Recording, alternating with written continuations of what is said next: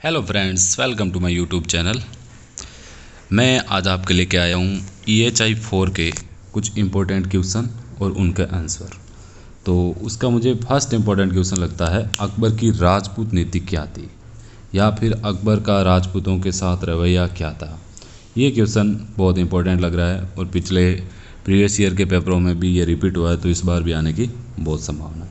तो चलो आज हम इसके बारे में डिस्कस करते हैं। जैसा कि मैंने बताया, बहुत ही इंपॉर्टेंट क्वेश्चन है। तो अकबर की राजपूत नीति, तो प्लीज़ इसको ध्यान से सुनिए। तो राजपूत नीति में फर्स्ट हम देखेंगे कारण। राजपूत नीति का अकबर ने राजपूतों को अपने साथ लेने का क्या कारण, मेन कारण। पहला कारण है राजपूतों का गौरवशाली ऐतिहासिक पृष्ठभूमि। राजपूतों का जैसा कि हमें पता है कि इतिहास बहुत ही गौरवशाली था। वो बहुत ही ज़्यादा साहसी थे, बहुत ज़्यादा लड़ाकू थे। इसलिए अकबर ने अपना दिमाग लगाया कि उनको हमारे साथ में लेके मुझे पूरे भारत पर शासन करना चाहिए। तो ये पहला पॉइंट जिसको आप एलेबरेट करके लिख सकते हैं। दूसरा है राजपूताना या राजस्थान या रायताना की भौगोलिक पृष्ठभूमि। जैसा कि जो राजपूतों का शासन था वो इस तरफ आप देखोगे राजस्थान में, इधर मध्य प्रदेश में, इधर गुजरात में, और ये पूरा बॉर्डरी एरिया था। और यहाँ पर बहुत ही अच्छी भौगोलिक पृष्ठभूमि थी। मतलब वहाँ पर अरावली पर्वतमाला भी है, वहाँ पर थार रेगिस्तान का हिस्सा भी है, और इस तरफ पानी भी है। इसलिए जो पृष्ठभूमि जहाँ पर राजपूतों का शासन था वो बहुत ही अच्छी पृष्ठभूमि थी। वहाँ की भौगोलिक पृष्ठभूमि के बारे में आप और ज़्यादा लिख सकते हैं। फिर अगला है थर्ड पॉइंट, राजपूतों की शौर्य, वीरता एवं स्वामी भक्ति। राजपूतों की एक सबसे अच्छी बात थी, वो थी स्वामी भक्ति। वो अपने स्वामी के प्रति बहुत ही ज़्यादा स्वामी भक्त होते थे, और वीरता उनमें कूट कूट के भरी थी। और शौर्य की चर्चा तो आपको पता ही है, आजकल हर जगह सुनने को मिलेगी कि राजपूतों ने बहुत सी लड़ाइयाँ लड़ी है जिनमें उन्होंने अपनी शौर्य का प्रतीक पेश किया है। अकबर का जन्म राजपूत राजा जो राणा था अमरकोट का, उसके घर पे हुआ था।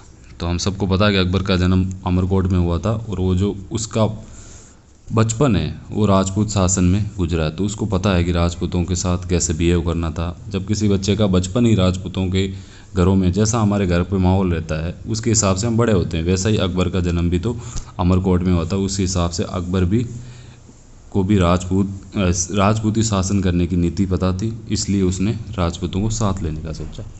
विदेशी शक्ति वसेस देसी शक्ति के बीच में लड़ाई अकबर कभी नहीं चाहता। अकबर क्योंकि जो मुगल जितने थे वो बाहरी विदेशी शक्ति थे, और हमारे भारत के अंदर उस टाइम में मोस्टली जगहों पर राजपूतों का राज था।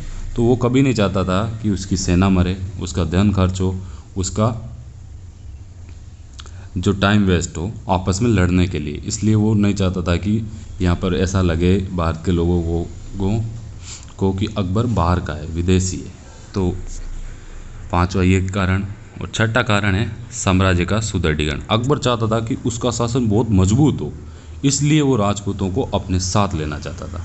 सातवां सुलह कुल की नीति। सुलह कुल की नीति के अनुसार अकबर ये चाहता था कि किसी भी समस्या का सॉल्यूशन निकाला जाए, ना कि उसको लड़के हल किया जाए। इसलिए उसने अकबर ने महाराणा प्रताप से भी कितनी बार, 4 बार कम से कम समझौता करने की पेशकश की। वो किसी से भी डायरेक्ट वॉर नहीं करना चाहता था, वो अपनी सेना का बल लास्ट में करता था। और सबसे पहले वो चाहता था कि बैठ के बात करके मुद्दे को सॉल्व किया जाता है। तो ये मैंने आप कारण लिख सकते हैं। उसके बाद है अकबर की नीति का आधार क्या थे। नीति के आधार को मैंने 3 तरीक़ों से समझा है। फर्स्ट है युद्ध, पहला है युद्ध करना, दूसरा है विवाह, तीसरा मित्रता।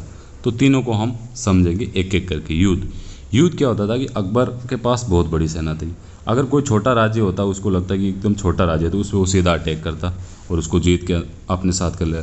उसके बाद अगर उसको ऐसा लगता है कि नहीं, ये ज़्यादा बड़ा है राज्य, तो मैं इसके साथ क्या करूं, तो उस राजा से क्या करेगा, वो मित्रता कर लेगा।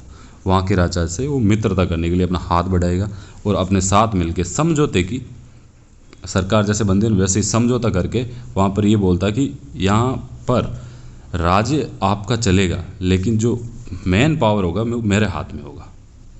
तो मित्रता कर लेना। उसके बाद आए जो तीसरा है वो विवाह। जैसा कि हमें पता, अकबर का विवाह भी आमेर, जो जयपुर आमेर नरेश है, उसकी भारमल की पुत्री जोधाबाई से हुआ था। ऐसे ही फिर उसने बीकानेर शासक था उसकी भाई की लड़की थी राव कल्याणमल की, उससे उसने नागौर दरबार में उससे शादी की। उसके बाद जैसलमेर नरेश की बेटी से उसने शादी की। उसके बाद उसने भगवान दास की पुत्री का विवाह सलीम से करवाया।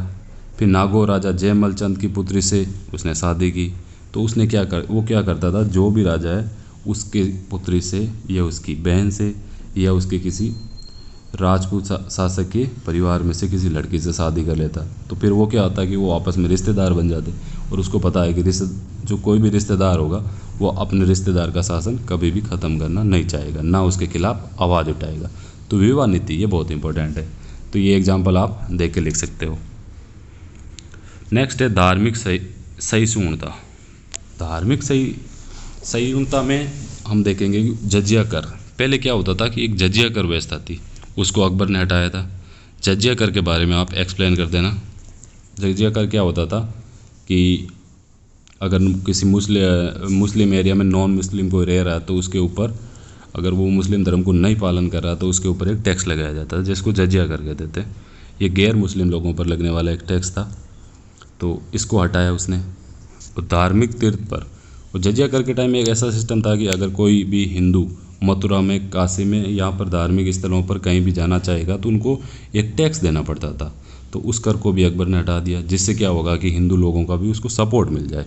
इबादत खाना, उसने एक इबादत खाना की शुरुआत की थी, जिसके अंदर सभी धर्मों के लोगों को आने की और वहाँ पर अपनी पूजा अर्चना, चाहे हिंदू, मुस्लिम, सिख, ईसाई, सभी को एक साथ आने का पेशकश किया। फिर उसने एक अपना अलग से धर्म चलाया जिसका नाम था दीन ए इलाही धर्म की शुरुआत की उसने, जिससे कि सभी धर्मगुरु खुश रहे। उसके बाद खुद सभी हिंदू त्योहारों में भाग लेता। हाँ, अकबर की ये सबसे धार्मिक नीति में आप ये पक्का लिखना, वो सभी हिंदू त्योहार, चाहे होली, दिवाली, राखी, सब में वो भाग लेता था। जिससे क्या होता था कि हिंदुओं को लगता था कि वो हमारा राजा है, वो हमारे धर्म का पालन करता है, आदर करता है, इसलिए उसकी धार्मिक नीति है। उसके बाद उसने राजपूतों को उच्च मनसब दिया। जैसे कि हमें पता है कि अकबर के शासन में उसने मनसबदारी प्रथा को चलाया था। मनसबदारी प्रथा क्या होती है, पहले इसके बारे में जान लेते हैं। मनसबदारी प्रथा वो प्रथा होती है जिसके अंदर जो इम्पोर्टेंट लोग होते हैं या उनको उनकी औकात, उनके ओहदे के अनुसार अपने जो मंत्रिमंडल है उसमें शामिल करना और उनको एक पोस्ट देना, और उसके आधार पर उनको उनकी सेना मिलेगी और उसका हक मिलेगा। मतलब एक पोस्ट है मनसबदारी। उसमें उसके मनसबदार में आप भगवान दास, हाँ, मनसबदारों को जात और घुड़सवार दिए जाते थे। मनसबदार भगवान दास के पास 5000 जात थी। मान सिंह उससे ऊपर था तो 7000 जात थी। फिर टोडरमल को उसने अपने रिवेन्यू राजस्व विभाग का हेड बना रखा था। ऐसे ही वो क्या करता था कि राजपूतों को अपने मंत्रिमंडल में शामिल करता, जिससे उन राजपूतों को लगता था कि हाँ, ये हमारी कदर करता है। क्योंकि राजपूतों का सबसे यही बड़ी बात है कि उनको इज़्ज़त मिलनी चाहिए। ये बात उसने समझ ली थी और इज़्ज़त के पीछे वो कुछ भी देने को तैयार थे। तो इस चीज़ को अकबर समझ गया था और इसलिए उसने उनको अपने मंत्रिमंडल में शामिल किया।